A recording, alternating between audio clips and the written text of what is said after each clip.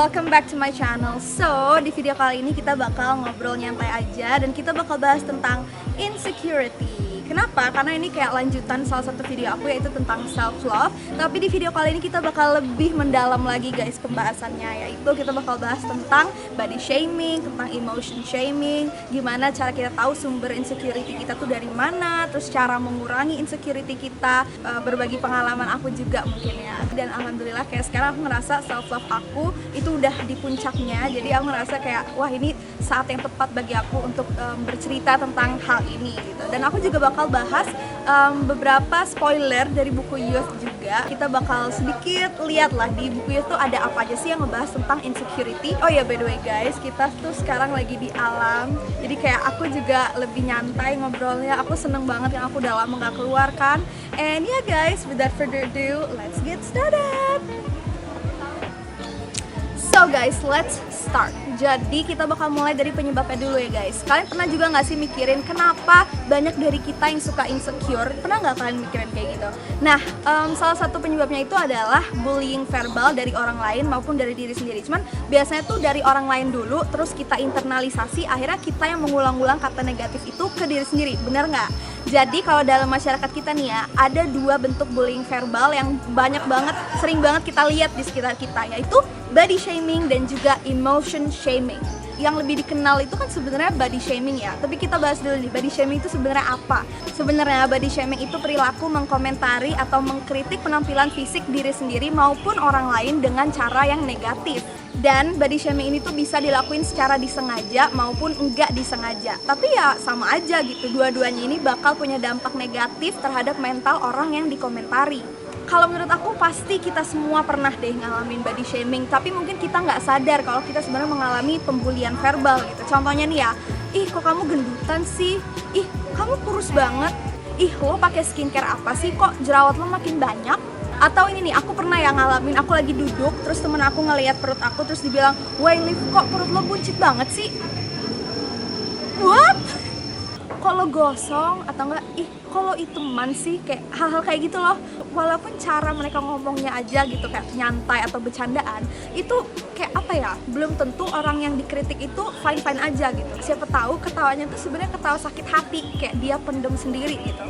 Nah, mungkin kalian bertanya kenapa sih body shaming ini bisa banyak terjadi di sekitar kita. Jadi kalau menurut teori Bandura guys, suatu perilaku itu muncul karena hasil dari observasi lingkungan sekitar. Nah, kalau udah nemu nih suatu perilaku yang sering terjadi, kemungkinan besar di masa depannya bakal ditiru sama orang yang menyaksikan. Nah, jadi kalau dalam konteks body shaming, misalnya nih adik kecil kita, dia itu sering ngeliatin komen-komen negatif gitu di internet yang mengomentari penampilan fisik seseorang dan dia terbiasa dengan hal itu. Atau misalnya di acara keluarga adik kecil kita tuh sering ngedengerin emak-emak menggibah gitu. Nah, apa ya, hal-hal seperti ini dengan dia sering menyaksikan body shaming ini terjadi, kemungkinan besar nanti pas dia udah gede dia bakal mengulangi perilaku yang sama karena di dalam otaknya perilaku itu tuh sudah dianggap normal, kayak sudah dinormalisasikan, padahal seharusnya kan enggak begitu.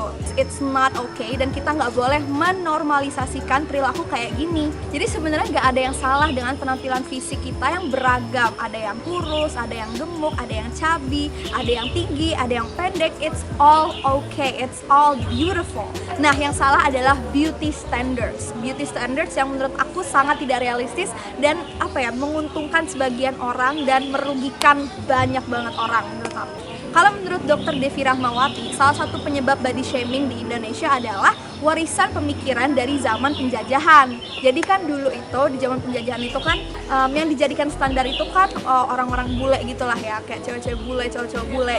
Jadi deskripsi kecantikan di zaman dulu adalah yang kulitnya putih, yang tinggi, yang hidungnya mancung, pokoknya yang menyerupai orang-orang bule ini gitu. Makanya orang-orang yang deskripsinya nggak sesuai dengan itu nggak dianggap cantik. Itu beauty standards yang kebawa sampai sekarang gitu. Padahal kan itu udah zamannya jauh, udah lama banget. Kayak itu udah pemikiran tradisional yang seharusnya kita zaman sekarang itu udah bisa merubah pola pikir kita. Mungkin kita nggak bisa merubah pola pikir orang yang udah lebih tua dari kita yang pemikirannya udah matang, cuman kita bisa menyebar wawasan, terus juga berbagi opini ke orang-orang seumuran kita atau di bawah kita, biar kita para generasi muda ini bisa enggak lagi menormalisasikan body shaming. dan sadar bahwa body shaming itu bukan hal yang wajar untuk dilakukan. Body shaming itu bukan hal yang boleh atau patut dilakukan. Kalau kalian udah teryakini bahwa beauty standards itu sebenarnya nggak perlu kita pedulikan, kalian bisa pelajari tentang body positivity atau skin positivity. Kalau menurut Dr. Anjali Mahto,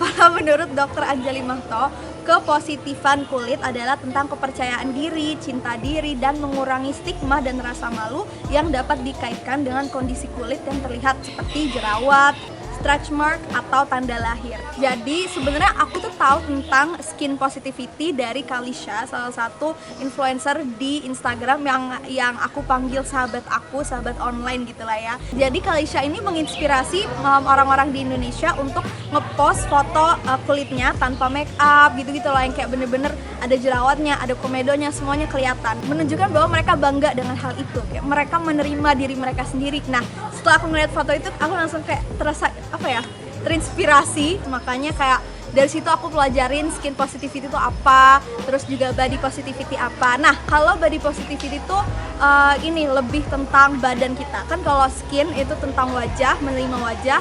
Kalau body positivity itu menerima bentuk tubuh kita apa adanya. Nah, kalau untuk tentang body positivity, inspirasi terbesar aku adalah Lizzo. Kalian tahu nggak? Itu penyanyi terkenal yang lagu-lagunya tuh sangat memotivasi, sangat upbeat. Terus lirik-liriknya itu penuh dengan kata-kata yang membuat kita pengen menerima diri kita sendiri dan bangga dengan diri kita sendiri apa adanya gitu. Jadi kayak aku wah banget sih sama dia.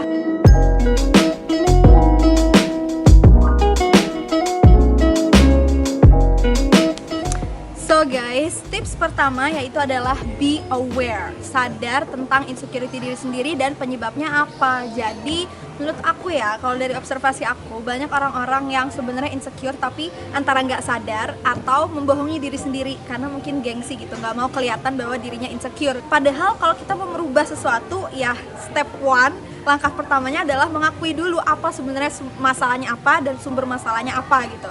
Jadi kayak gimana ya, kadang-kadang ada perilaku di kehidupan sehari-hari kita yang sebenarnya tuh terdorong oleh insecurity kita. Contohnya nih, ketika kalian mau menolak tawaran misalnya untuk presentasi ke depan kelas gitu. Kenapa aku nggak mau maju? Apa aku malu dengan suara aku, dengan rambut aku? Apa sumbernya tuh dari mana gitu? Dan kadang-kadang juga ya, sumber insecurity kita tuh bukan cuman dari hal yang terlihat, tapi dari pengalaman kita di masa lalu. Misalnya waktu itu aku nggak berani untuk ikutan acara-acara yang rame orang karena aku pernah panic attack. Oh my god, aku nggak boleh ke tempat rame lagi karena aku takut nanti panic attack lagi gitu. Jadi bukannya menyembuhkan luka yang udah ada, malah aku hindari, malah aku tutupi. Nah, itu kesalahan aku. Jadi semoga kalian bisa ikutan belajar ya guys dari kesalahan aku, jangan diikutin, oke? Kalau kalian udah tahu nih insecurity kalian apa aja, kalian bisa tulis, journaling, terus juga tulis juga penyebabnya apa aja. Kalian please jujur ke diri sendiri, oke? Gimana kita mau jujur ke orang lain kalau kita belum berani untuk jujur ke diri sendiri? Tips yang kedua yaitu tulis insecurities apa aja yang udah pernah atau yang udah berhasil kalian ilangin gitu. Kenapa? Karena sebelum kita fokus untuk menghilang insecurities yang kita punya sekarang, kita perlu juga untuk positive thinking, untuk meyakini diri kita bahwa ya sebenarnya kita bisa untuk mengurangi insecurity kita karena udah pernah kita lakukan sebelumnya. Kita harus mengingatin lagi diri kita tentang keberhasilan kecil kita. Contohnya kayak aku dulu pas kelas 8, kelas 9 itu aku bener-bener insecure dengan kemampuan berhitung aku, MTK aku, karena MTK aku nilainya jelek terus. Tapi setelah aku kerja keras untuk UN, akhirnya sampai SMA pun sekarang nilai MTK aku selalu bagus gitu. Jadi kalian pasti pernah kan punya insecurity di masa lalu yang udah berhasil kalian lewati. Nah, coba kalian tuh ceritain apa yang kalian rasain waktu itu, terus apa yang merubah pikiran kalian, apa yang buat kalian lebih pede, gimana cara kalian mencapai impian kalian. Pokoknya ditulisin semua untuk meyakini dan membuat diri kita sendiri pede. Tips yang ketiga yaitu don't compare and romanticize your life.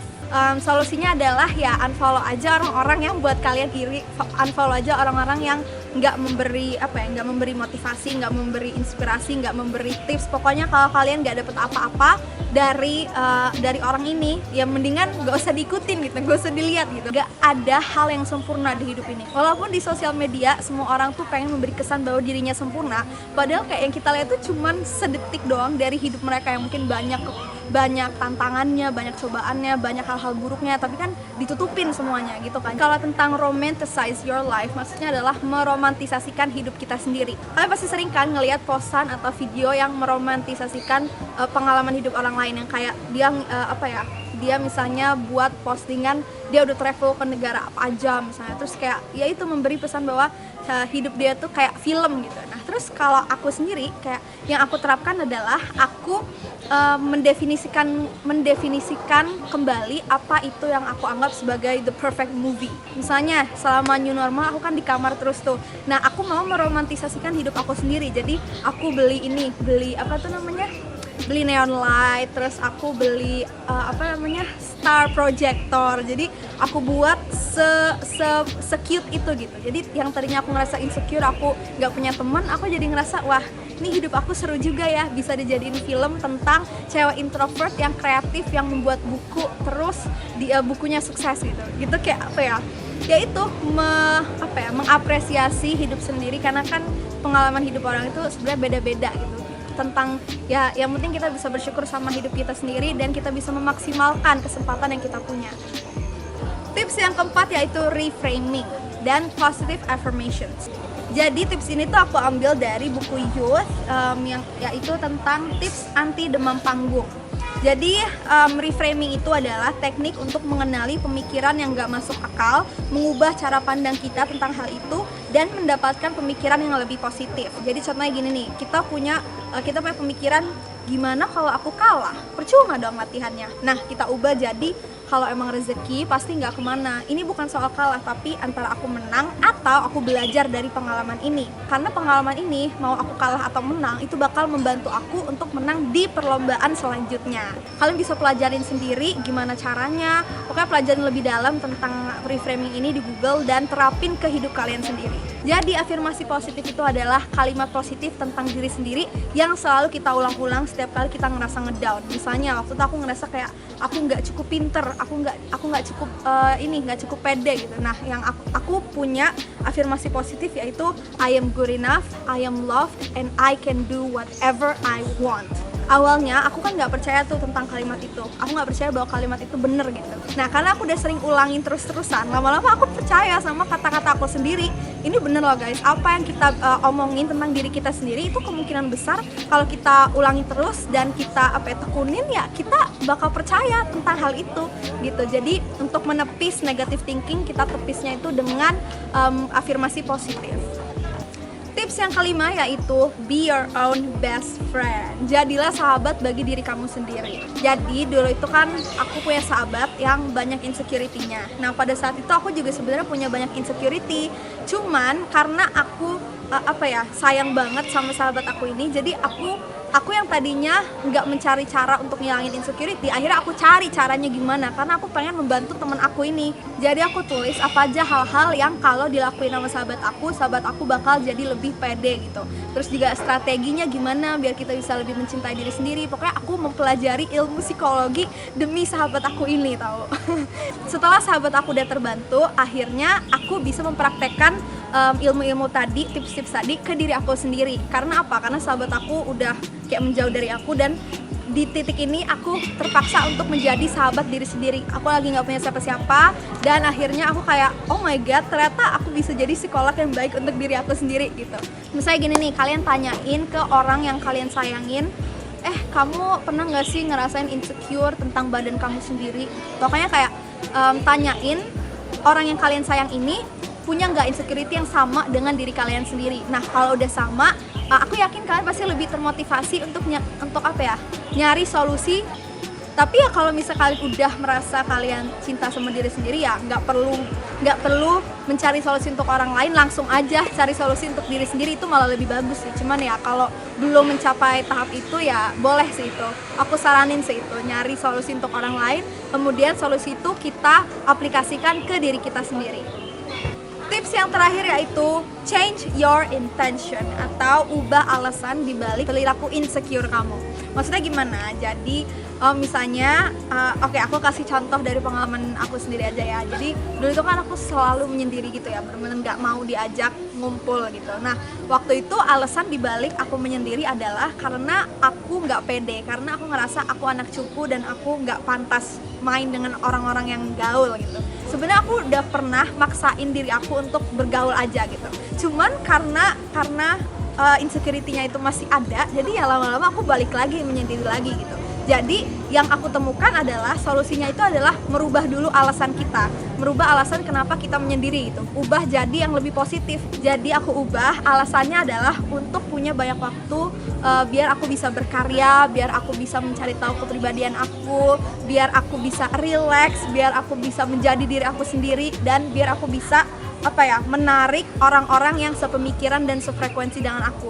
Jadi yang tadinya alasan menyendiri itu negatif, aku ubah alasannya jadi positif. Setelah alasan itu udah berubah, alasannya udah sumbernya bukan dari insecurity, akhirnya lebih mudah untuk merubah perilaku aku. Jadi kayak kalau misalnya aku diajak main ya, aku ngerasa ya aku bisa, aku pede-pede aja bergaul sama mereka, karena aku menyendiri kan bukan karena aku insecure, aku menyendiri karena emang waktunya untuk belajar, waktunya untuk berkarya gitu loh. Nah, insya Allah kalau alasannya udah lebih positif, udah nggak ada hubungannya dengan insecurity kita, insya Allah kita bakal lebih mudah untuk merubah perilaku kita. Tapi kalau kalian emang nggak mau berubah, kalau kalian ngerasa emang misalnya menyendiri untuk berpikir itu adalah hal yang paling cocok untuk diri kalian sendiri, ya nggak apa-apa juga gitu, nggak apa-apa. Yang penting benar-benar yang kita lakuin itu sesuai dengan kemauan kita, sesuai jati diri kita, dan bermanfaat bagi masa depan kita sendiri gitu.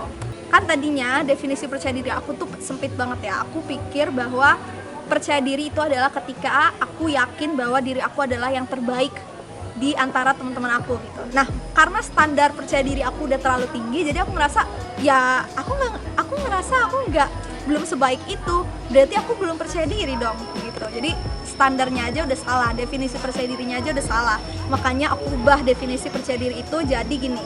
Percaya diri itu adalah ketika aku nggak perlu membanding-bandingkan diri aku dengan orang lain, dan ketika aku oke-oke aja kalau ada orang lain yang nggak suka dengan aku, karena aku suka dengan aku, dan karena sahabat-sahabat terdekat aku tahu kok aku sebenarnya kayak gimana, dan mereka suka-suka aja. Jadi ya ngapain aku dengerin pendapat orang yang nggak kenal sama aku. Jadi ya intinya kuncinya adalah ubah pola pikir kita biar kita bisa menerima diri sendiri dan mengembangkan diri kita sendiri, dan ya mencintai diri kita sendiri. Good luck guys, I believe you guys can do it.